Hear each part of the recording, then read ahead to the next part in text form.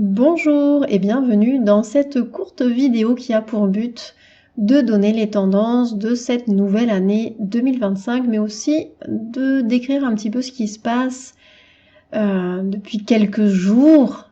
Cette fin d'année, elle est marquée aussi par une nouvelle lune qui était là hier, et cette nouvelle lune était déjà empreinte d'énergie très forte, très impactante.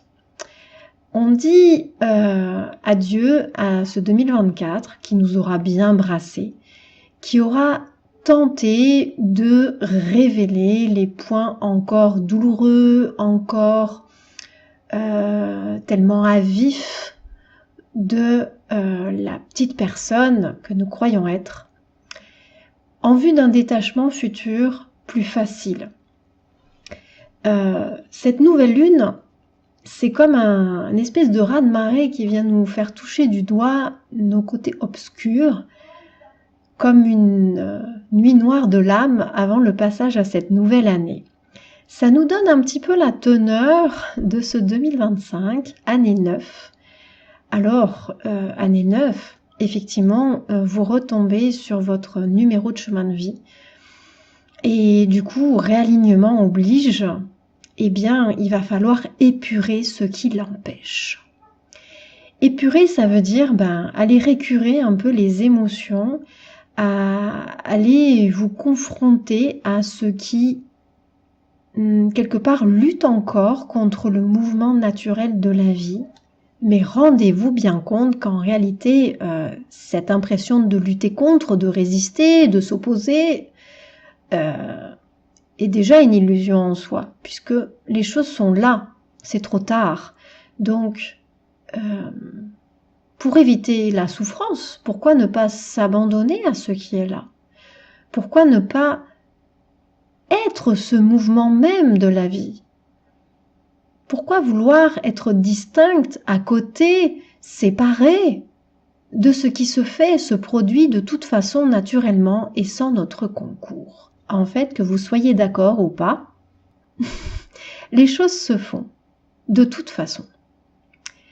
Et quand on voit ça posément, sans y ajouter de l'émotionnel ou du réactionnaire, on se rend compte que, et c'est tout dit dans cette carte du chaman, que nous sommes ce qui transmute, ce principe agissant, la main de Dieu, cet outil du divin pour permettre à la vie d'être, tout simplement, d'être ce qu'elle doit être, dans sa forme la plus juste, en fait, de plus en plus juste, à mesure que nous épurons ce qui s'oppose, ce faux dirigeant qui est recalé, recadré pour restaurer le véritable dirigeant, qui est le divin à l'œuvre en chacun de nous.